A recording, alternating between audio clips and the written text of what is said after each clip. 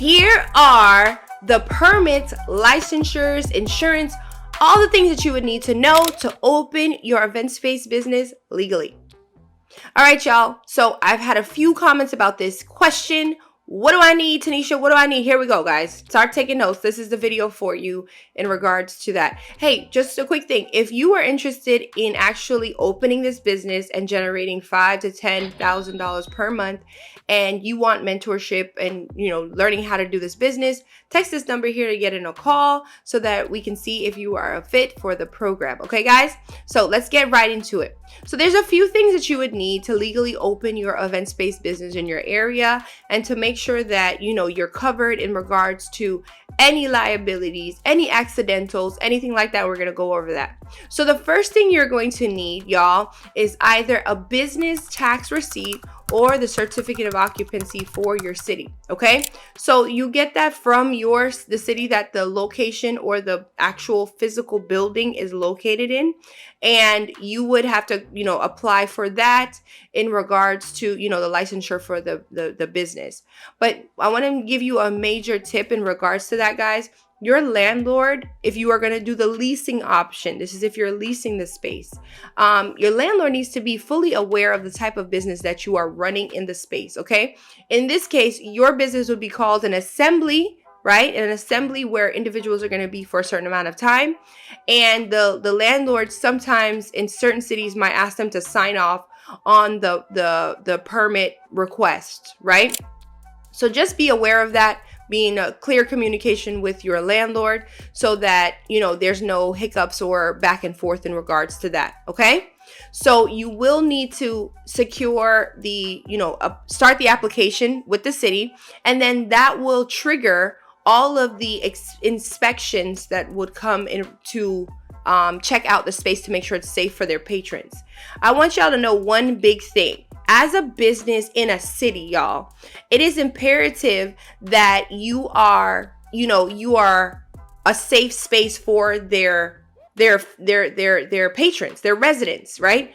And funny enough, in opening it, it didn't dawn on me that's why at first it was like, oh my gosh, they got all these requirements and things like that. But really and truly, they're making sure that their residents are safe in your establishment. So yeah, they're going to make sure that you have fire retardant curtains, that your electricity is up to code, that the bathroom is ADA approved. It's not to say, business, you're being mean, I want to be mean to the new business owner. No, I want to make sure if people are going to be in your space, they're going to be safe.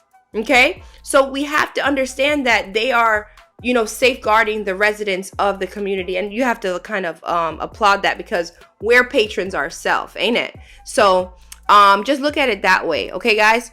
So when you go to the city to initiate all of the permits and things like that, one of the things that is going to be important is going to be the fire safety aspect, right? So you may have to determine if your building or your location is either sprinkled or fire extinguisher, right? So sprinkles, if you go into a commercial space now, you're going to be aware of this stuff, right? You're going to look and you're going to see the sprinklers inside the space. If it's sprinkled, that's cool. You don't have to worry about the actual physical fire extinguisher. But if it is not sprinkled, then you have to have the fire extinguisher, and there are companies that come and service those yearly. Okay, so you just need to be aware of which one the city requires and to make sure that your space has that. Okay, the next thing you want to think about is going to be your insurance. Okay, insurance is going to be super duper important for you to be covered for a multitude of reasons. Like I said, you are a commercial space now, right? You might have commercial liabilities.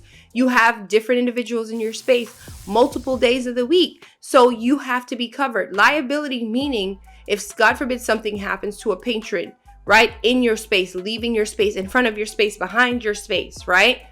Who's responsible for that patron's medical cost or whatever the case is? They cannot come after you. So when you are covered with liability insurance, general liability insurance, if something happens, you have coverage in regards to covering whatever cost that might entail. Okay, so when it comes to the event space, you usually have about $1 million policy to make sure that you're good. Okay, and you would be able to access that in your specific state or city. All right, and the next thing you may have to have hazard insurance. It depends on the landlord's requirements, right?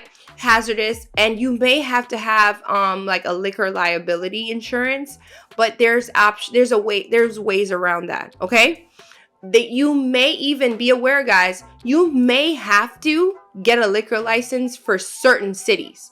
Certain cities require you to have a liquor license if liquor is going to be served in your establishment. But once again, it varies by city, it varies by state, it varies by county. So you just need to be aware of what the requirements are for your particular location so that you're covered.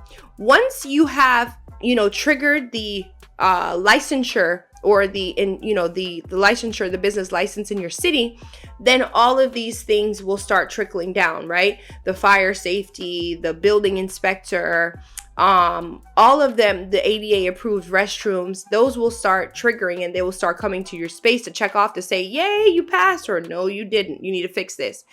Cities are pretty flexible, guys. They'll give you a chance to fix what's wrong. So just be open to it and be extremely friendly, right? Because you're at their mercy when it comes to opening your business. Okay, guys? So like I said, if you're interested in mentorship, make sure you text this number here so that you can get in. The spots are limited. The cohorts are very small, but I'm so excited to have given you this video. I hope you learned something. I've had a lot of people ask me for this video, so I'm happy I was able to make it for y'all. And like I said, if you have any other questions or you need any clarity on the event space business or opening this event space, make sure you comment that below. And if you like this video, you know how to do it. Give me a thumbs up real quick, and I appreciate each and every one of you sitting through this video. And I hope you have a blessed day, a blessed week, a blessed month, and a blessed rest of the year.